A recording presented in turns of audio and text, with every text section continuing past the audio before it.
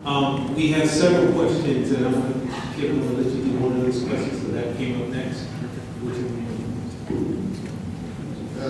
It's a question on ADHD, that's attention deficit hyperactivity disorder, and disorders are not diseases, but this is a condition that's basically diagnosed fairly early in life, sometimes around the age of 4, sometimes when a child enters school. And if you can think about what the words say, attention deficit, that means an individual that might not be able to pay attention, to be able to focus.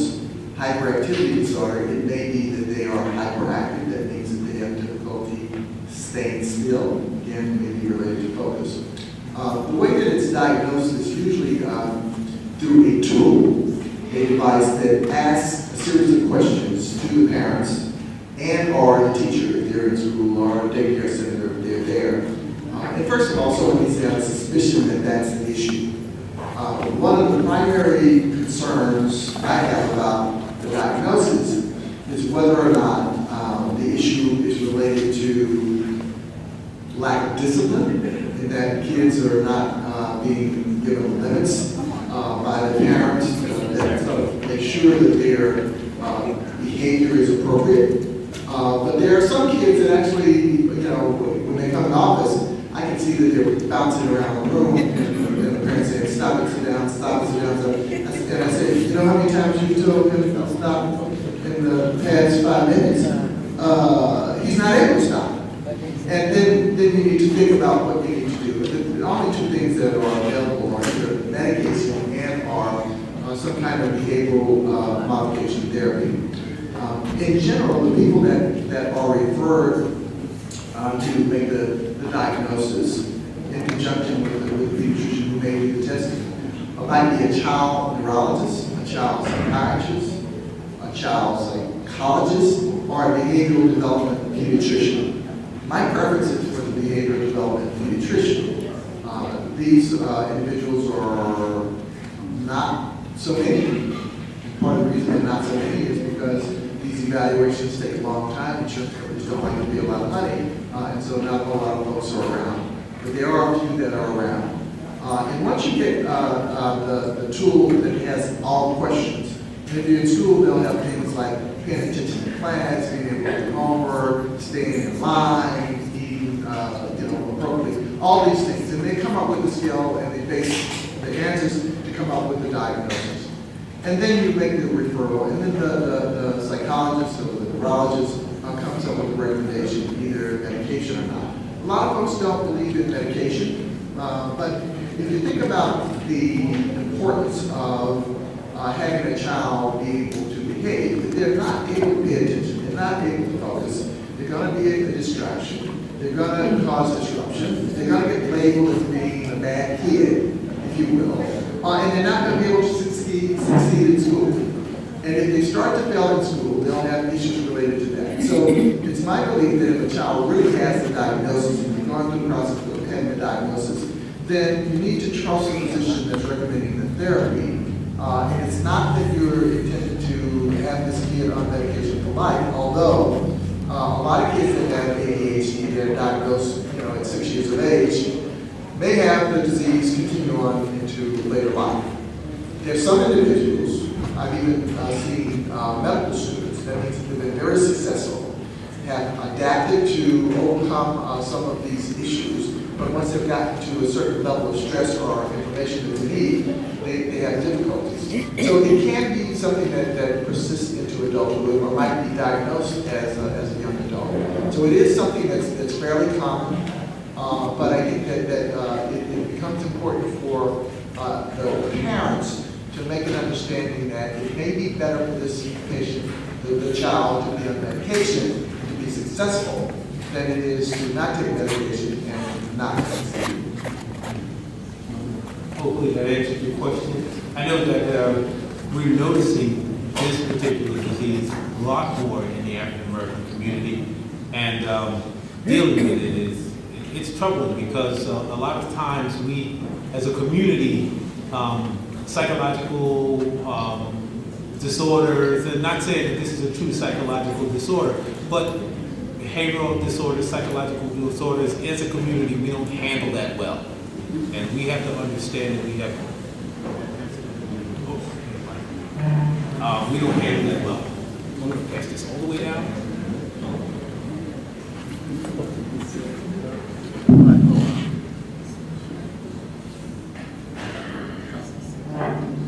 I see your question.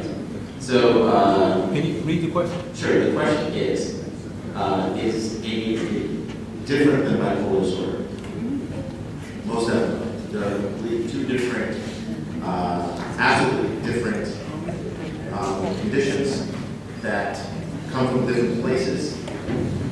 There are some things, some of the symptoms or some of the signs can somewhat overlap. People with bipolar disorder particularly. Bipolar disorder is a disease where you have mood swings that not throughout the day, but they have distinct episodes of depression and mania or hypomania. Right? It's kind of ups and downs. And these are not just how your emotions flow through the day. And when you're in a manic episode, you can be very hyperactive, you can be very distractible, you have problems sleeping. These are distinct periods of time that usually last over 4 days, over a week, where you have all these things happening at the same time. ADHD does not have distinct episodes.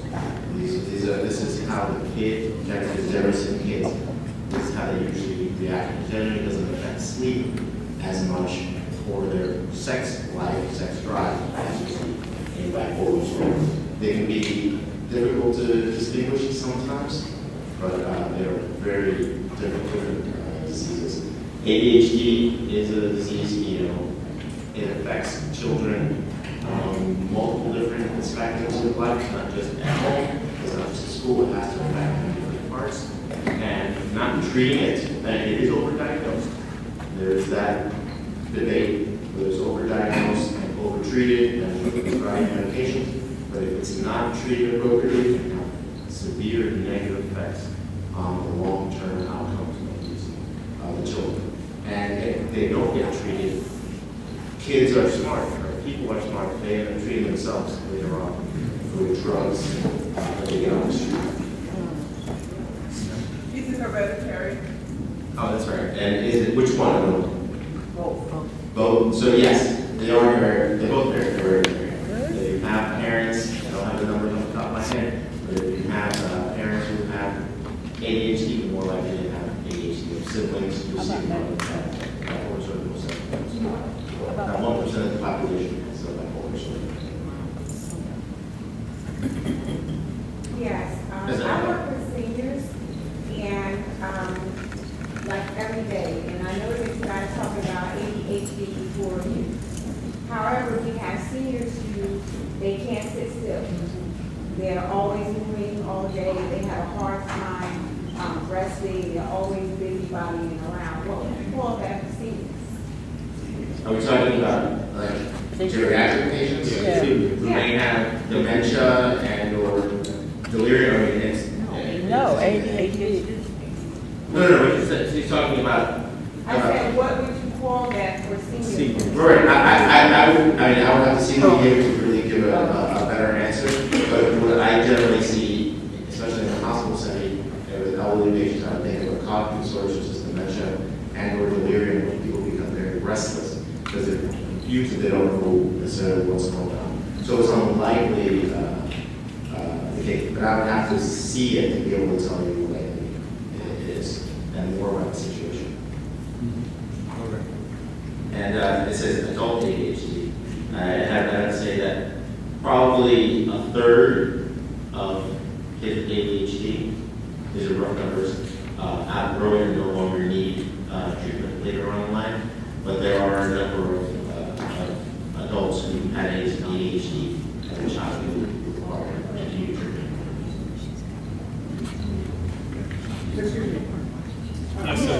You spoke about the disparity amount in the black community. What are some of the causes? Why is that? What in the black community? Yes. ADHD. In the black community? Yes.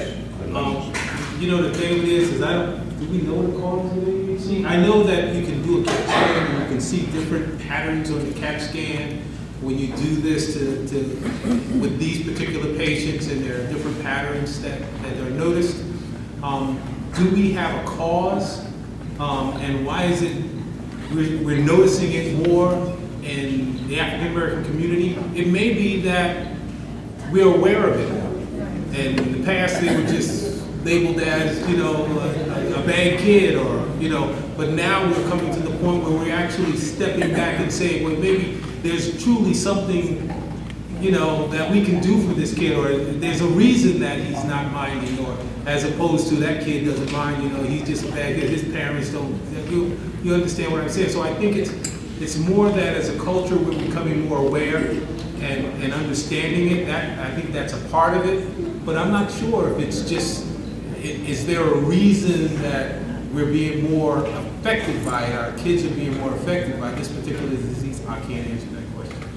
Maybe you can help me out. So, you might not like what I have to say, but I start out by saying that some of the issues relate to the behavior of the child.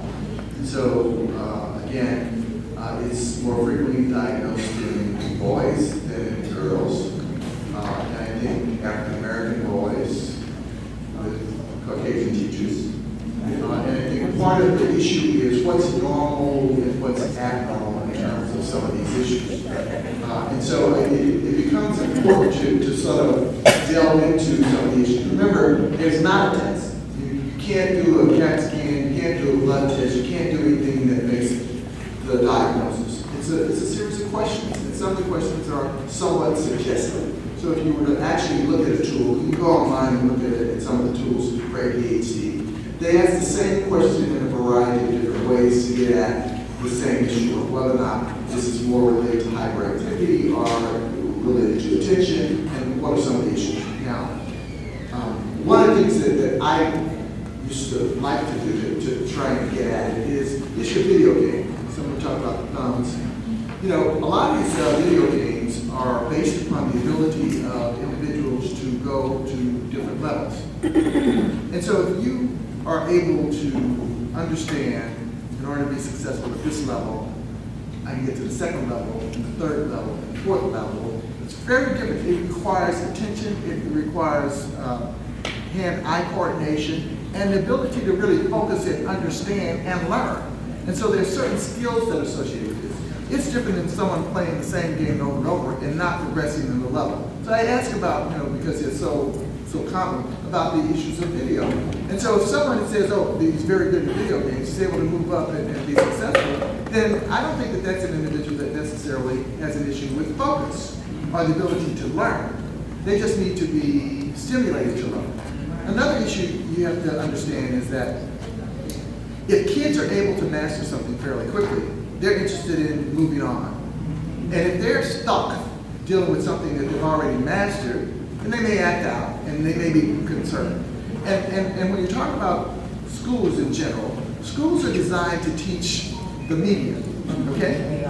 So they got, 30 kids in a class. That curriculum is geared towards 25 of the 30, okay? The folks that are on the slower end, they get attention. They say, special education. They may have some impairments, and they get extra help. Those that are on the other end, there's nothing for them. In many of the schools, where they say, there's gifted and talented. There's not so much for the gifted and talented. They may not have, and they may not want them to go. There are things that still exist in terms of the ability to go from a elementary school to a magnet school and middle schools based upon your intellect.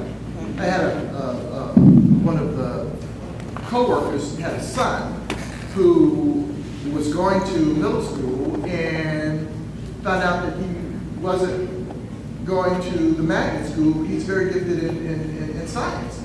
And the counselor says, well, not everyone can go to that. He says, yes, my son has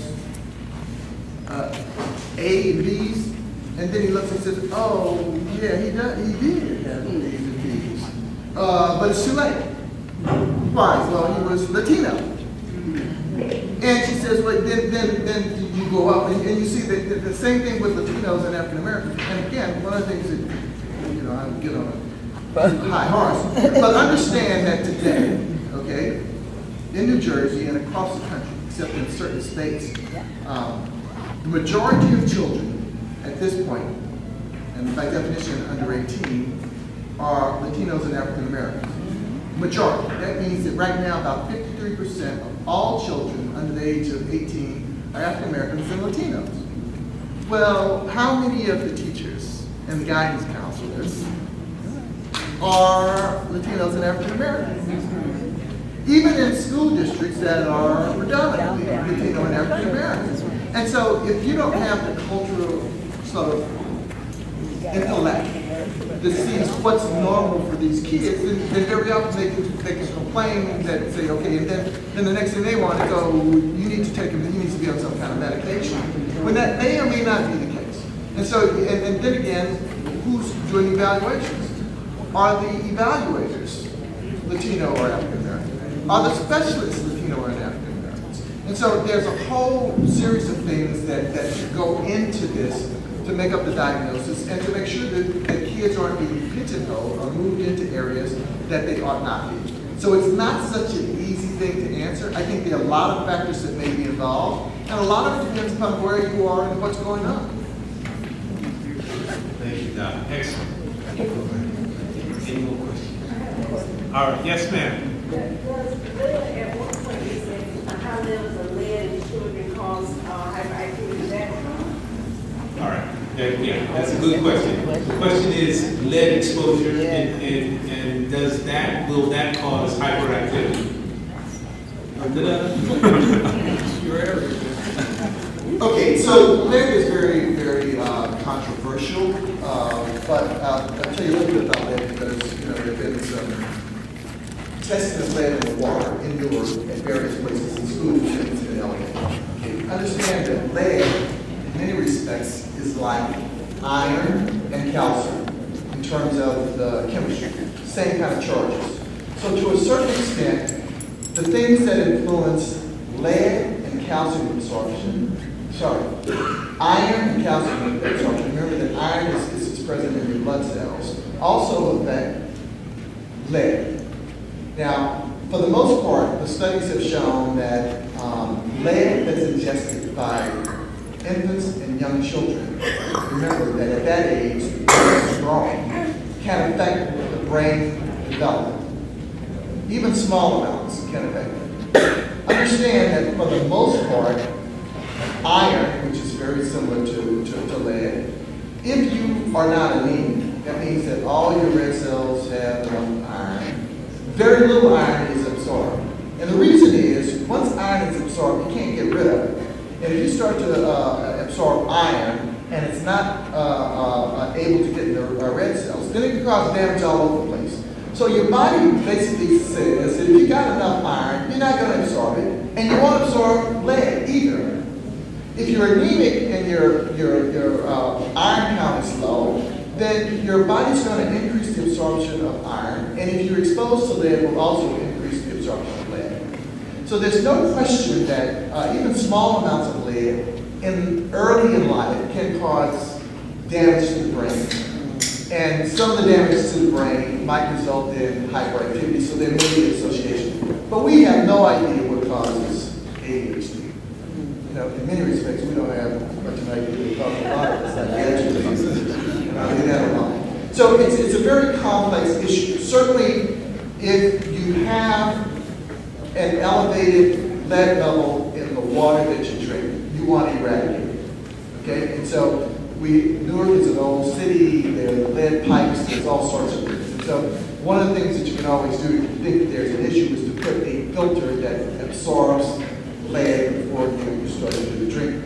I don't think a lot of kids drink water in schools even, but I think that is something that's important. It's always good to prevent things from happening. As a pediatrician, announce prevention more than common cure. So you can prevent the lead from getting in the body. And again, most of the lead is caused the problems with lead encephalopathy and serious problems. It was based upon lead that was present in paint in buildings that are old.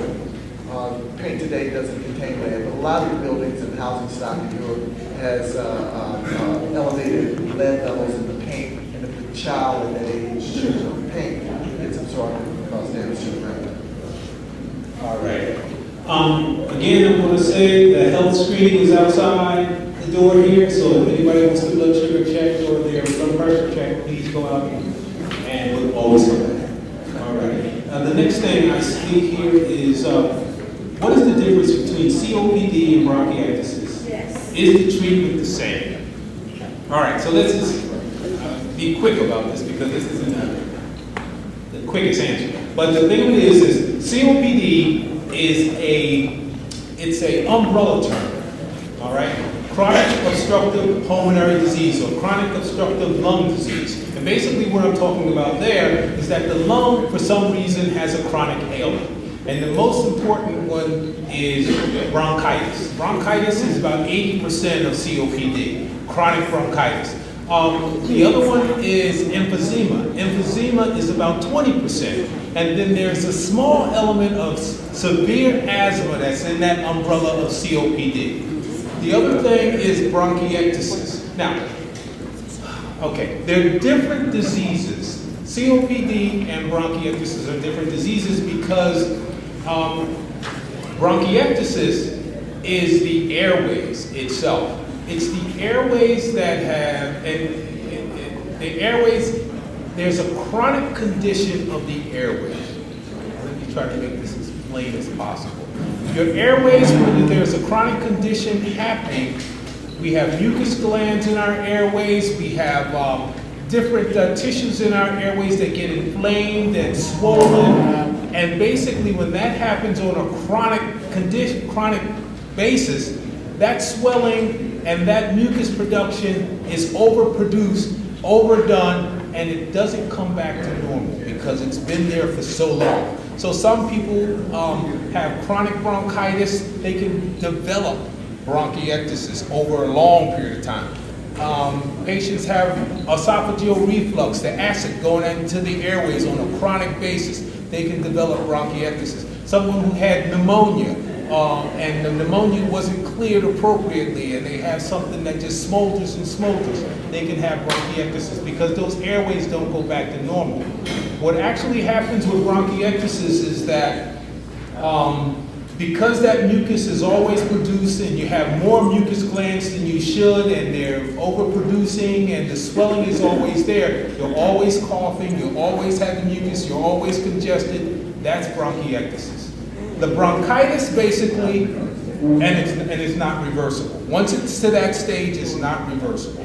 Bronchitis basically is an ongoing infection, but that can cause scarring on the tissues and it can cause the airways to be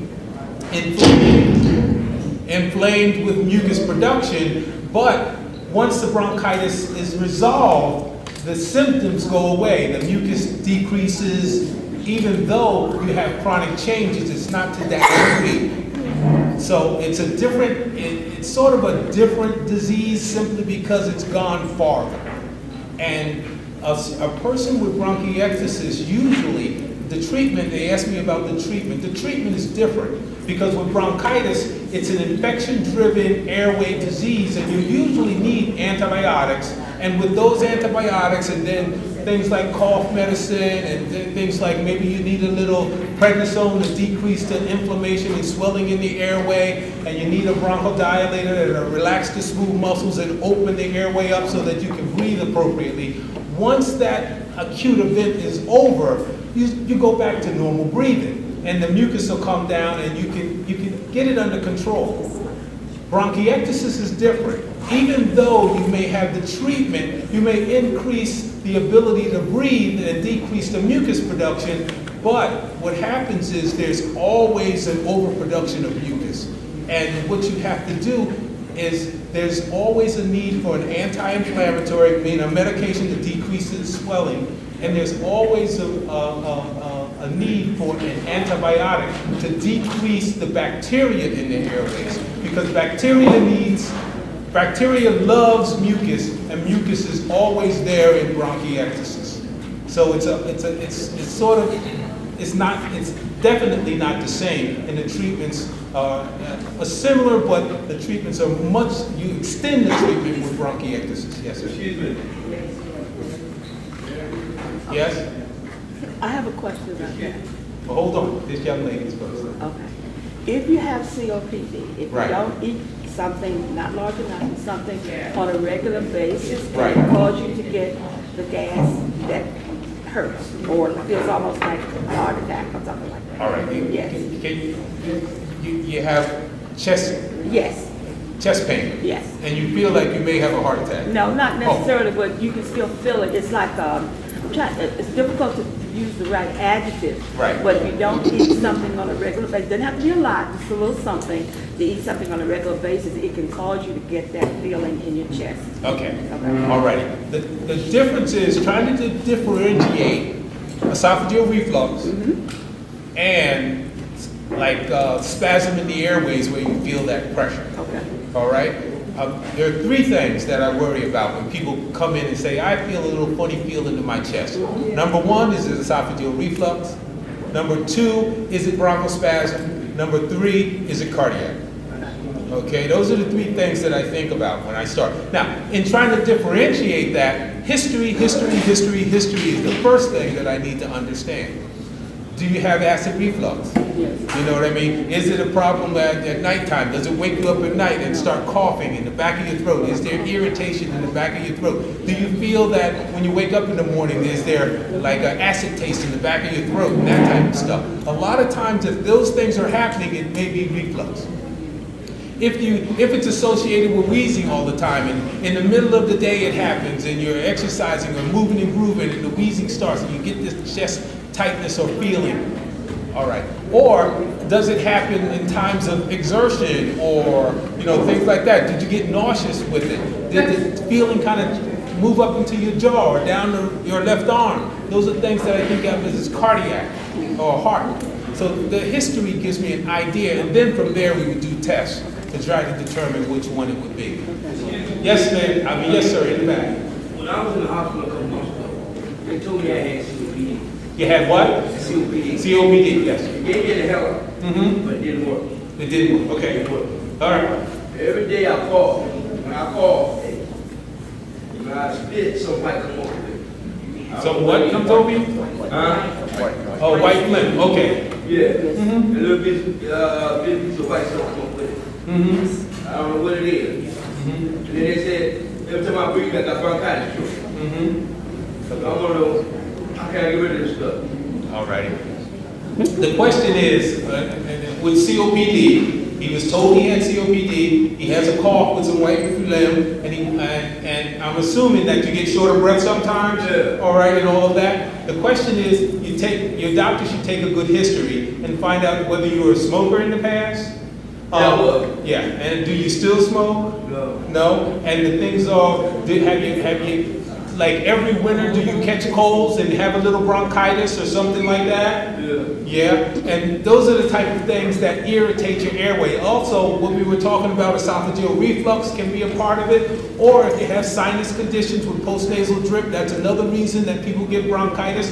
So bronchitis is, when I think about bronchitis, I think about several things. I think about esophageal reflux that can cause ongoing bronchitis. I think about postnasal drip because the bacteria that's above our vocal cords is completely different than what's below our vocal cords. So when that postnasal drip happens, that bacteria goes into the airway. It is a pathogen, those bacteria, as opposed to good bacteria, they're bad bacteria. So that'll cause bronchitis. And those things like ongoing colds and not taking care of colds appropriately, but also a smoker in the past has had damage done, like Dr. Sprock said, you have burnt away your cilia so you can't handle the mucus appropriately.